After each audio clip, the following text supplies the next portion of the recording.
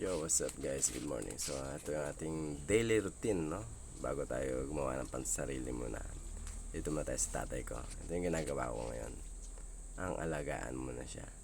So, bilang anak, obligasyon ko rin talaga, obligasyon din natin na mag-payback tayo sa ating mga magulang. Dahil nung tayo yung mga bata pa, sila yung gumagawa ng ganito para sa atin noon. Kaya, dapat lang natin ibalik sa kanila kung ano yung ginawa nating kung anong ginawang kabutihan sa atin noon, ibalik din natin sa kanila. Well, ang buhay talaga hindi naman perfecto. May mga magulang talaga na ipinakita yung bad tsaka good side. So, hayaan na natin yung kalimutan natin yan. Focus na lang tayo kung ano yung may bibigay natin, no? Bilang anak. No, ito. So, ito ngayon dito, sinusuta ko na ng diaper si tatay ko.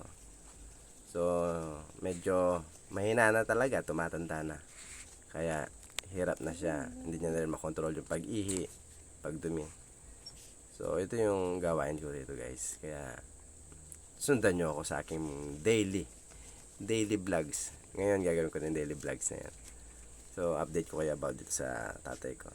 So yung pag-aalaga naman ng mga matatanda na katulad nito, no, kailangan talaga dito ay mahabang pasensya. Kasi yun yung pinaka, yung pasensya dapat meron tayo niyan. Hindi naman ganun talaga kadali ang mag-aalaga na matanda kasi na magulang natin or kasi mga caregiver sa labas guys, no, hindi talaga ganun ka-easy kadali ang pag-aalaga dyan. Minsan puyatan yan, minsan talagang mapupuno ka dahil sa mga gawain nila na out of control na nila. Well, kaya pasensya ang ating mahabang sandata dito guys. So ayan, pakakainin ko na siya dito ng oatmeal. Ano yung paborito mo? So, alas 8 to ng umaga guys, no? Pakainin natin ng almusal. Mag-almusal siya ng oatmeal. Ayan.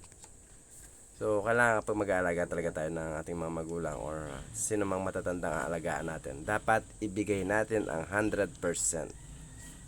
Lahat talaga. Huwag ka lang basta nagpakain, basta ano. No. Bigay mo yung pinaka-the best shot mo. Yun yung bilang ikaw. Kasi magre-reflect lahat ng mga ginagawa mo. Sa lahat ng action na ibibigay mo, pag binigay mo yung 100%, magre-reflect sa'yo yun. Bilang ikaw. Kung easy-easy lang yung trabaho, reflection mo rin yun. So ako, gusto ko ibigay ko yung pinaka-the best shot ko. Ang pag-aalaga. Ito. So sa lahat naman aspeto guys, no, kailangan ibigay natin yung 100% para lumitaw yung result. So ito. Ang tatay ko ay 72 years old na siya guys. And ngayon may sipon siya, sinisipon siya. Pero pinapainom po na siya ng gamot para sa sipon. So ayan. Ito pagpapakain natin 3 times a day, no? Pagpapainom din ng gamot. Diyan yung pagpapaligo. Pero sa pagpapaligo once a day lang. Minsan nag-skip ako kasi sinisipon nga siya. So yun. So tayong mga anak ay mag-payback din tayo sa ating mga magulang. Kasi darating din yung time na tayo itatanda rin. So hindi ko naman sinasabing alagaan nyo lahat ng shoulder nyo. Dapat sa magkakapatid, sa mga anak, kayo'y magtulungan talaga.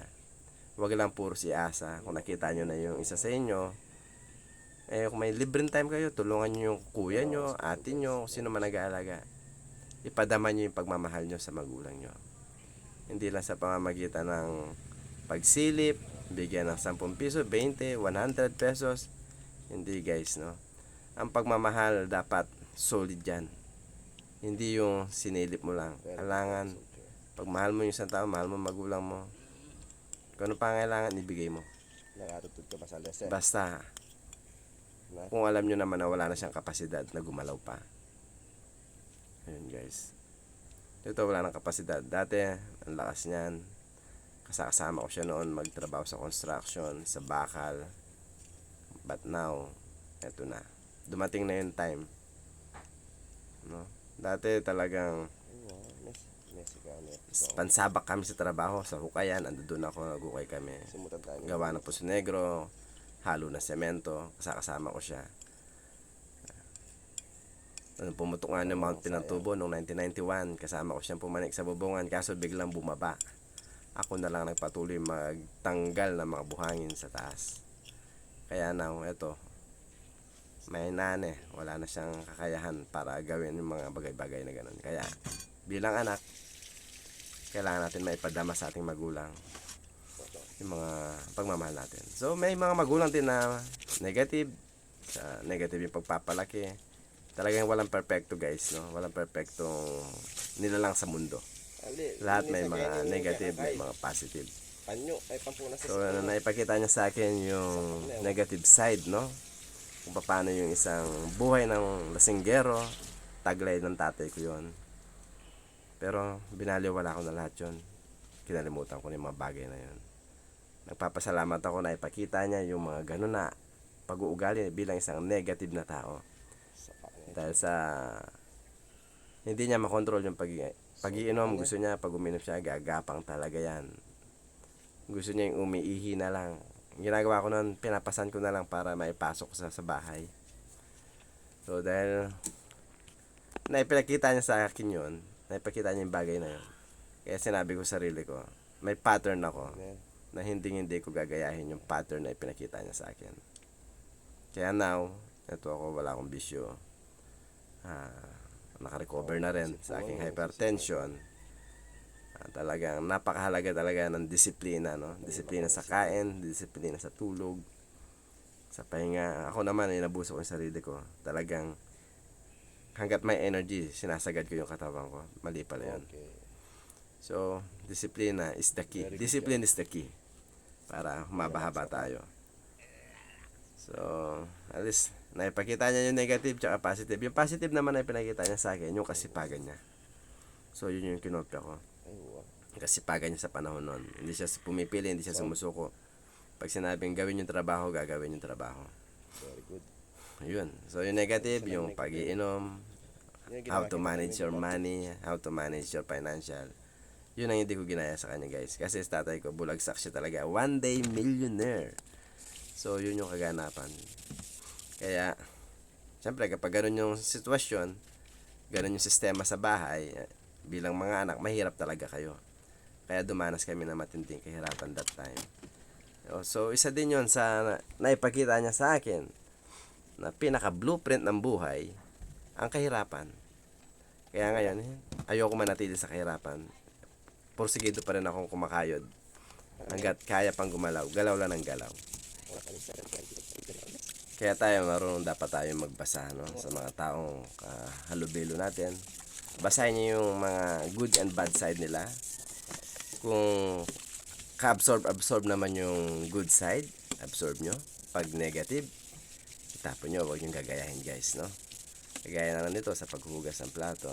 So, I do this every day. Simula nung bata ako, hindi na ako kailangan utusan ng magulang ko. Kusa akong gumagalaw, kusa akong kumikilos. Hindi ako naghintay ng utos. Kasi, gusto ko malinis talaga yung aming kagamitan. Nung bata kami, talagang, wow. Alam niya, negative din talaga nung kabataan talaga. So, kaya, lahat ng mga negative na nakikita ako sa buhay namin, tinatanggal ko yun. Hindi ko ina-absorb yun. So, kung ano yung positive, yun lang. Okay? Dito naman tayo. Ito, kagaya nito.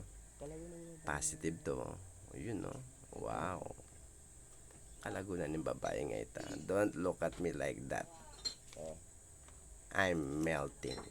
Ayun siya. Kakong binibini. Ay, binibini. Queen of my heart. Ay, ang aking time bomb. Ayan, time bomb ko yan, no? Don't look at me like that. Ayan ang aking misis. So, tara. Bibigyan natin ng candy ang tatay ko. At eto naman si Muning. Sarap buhay ka, ha? Patulog-tulog ka na lang, ha? Ming! Ming, ming, ming, ming, ming, ming, ming. Ay! Ito, bigyan natin ng candy si tatay ko. Para habang nag-relax siya. Meron siyang candy. So guys, ayun guys, na maging mabuting anak tayo sa ating mga magulang. Goodbye!